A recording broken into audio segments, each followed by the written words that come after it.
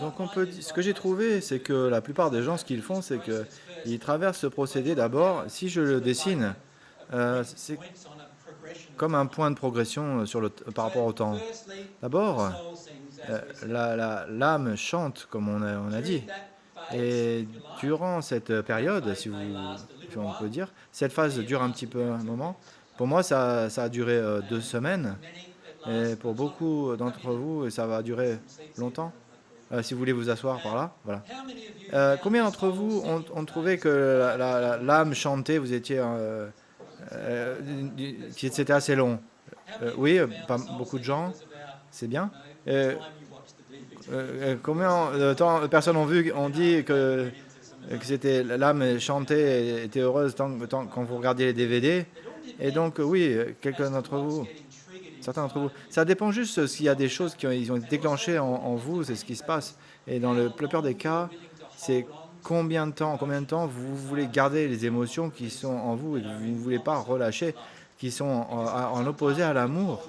Parce qu'en fait, on peut se garder ces émotions juste en les supprimant tellement que donc du coup, on, on finit par ne pas les gérer et on reste dans cette espèce de lieu où l'âme chante parce qu'on veut se sentir bien et en fait on veut uniquement se sentir bien et pas avoir d'émotions de souffrance qui remontent. On ne veut pas souffrir. Donc du coup ça reste un certain temps, ça dure un certain temps quand la personne entend la vérité pour la première fois. Maintenant, on arrive à une autre phase aussi où les choses commencent à se passer. La chose qui commence à se passer, c'est qu'il y a du jugement. Il y a du jugement.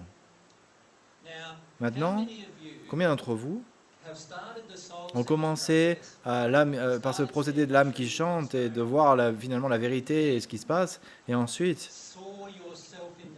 vous vous êtes vu dans le miroir pour la première fois dans votre vie. Et donc vous avez commencé à vous dire à vous-même, ah, oh là, j'ai vraiment un des gros problèmes en moi maintenant. Et ce que vous avez fait, du coup, en voyant ça, vous êtes arrivé au jugement de ces problèmes que vous avez en vous. Combien d'entre vous ont trouvé ça, que ça se passait comme ça? Oui, quasiment tout le monde, en fait. Donc, maintenant, pourquoi est-ce que ça se passe?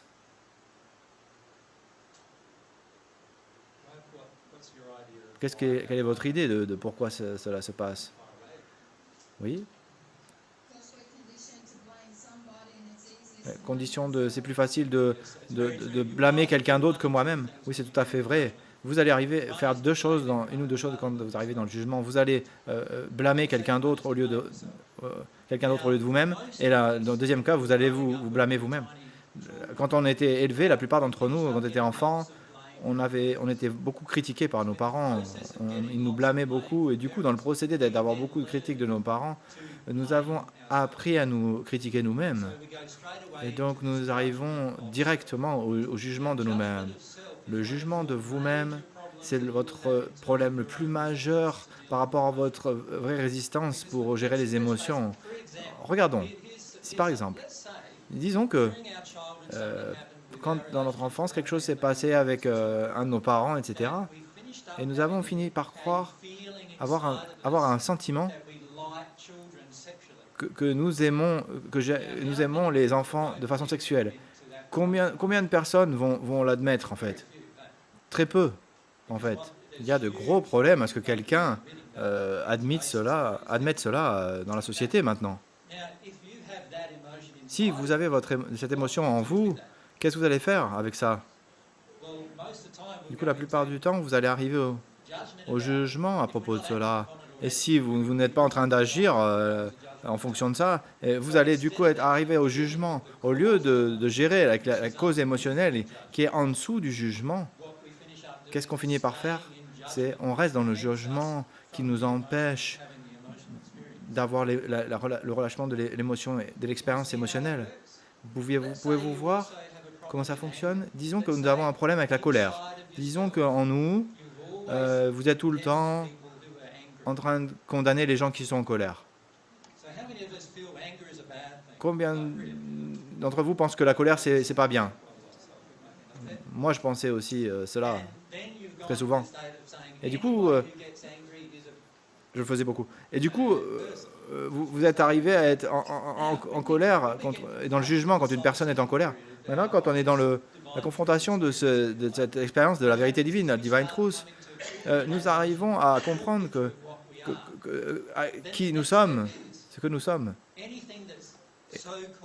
Et tout ce que l'on voit mauvais en nous, mais par rapport à ce que nous sommes, nous allons le juger. Et dans le procédé du jugement, ce qu'on fait, c'est que on coupe, on éteint l'émotion qui est reliée. Est-ce que ça fait sens? Et c'est ce qui se passe pour beaucoup d'entre vous. Beaucoup d'entre vous, vous évitez les émotions au lieu d'aller dans l'émotion elle-même sans la juger. La plupart du temps, on a beaucoup de jugement par rapport à ces émotions-là avant que vous puissiez expérimenter les émotions. Maintenant, moi, j'ai eu ce gros problème dans toutes mes années où j'ai procédé, tout ça, mon propre processus. Ça m'a pris beaucoup de temps pour que je réalise qu'avec le jugement, je mettais il y avait 2 fois plus de travail et je crée actuellement ma propre résistance aux émotions. En fait, quand je dis travailler 2 fois plus, vous devez travailler, travailler le problème pendant que vous êtes en jugement. Et après cela, vous devez encore être dans le travail dans ce que vous avez jugé. Du coup, ça double le procédé de relâcher les émotions. Si vous pouvez relâcher les émotions directement, vous êtes que focalisé sur l'émotion en elle-même.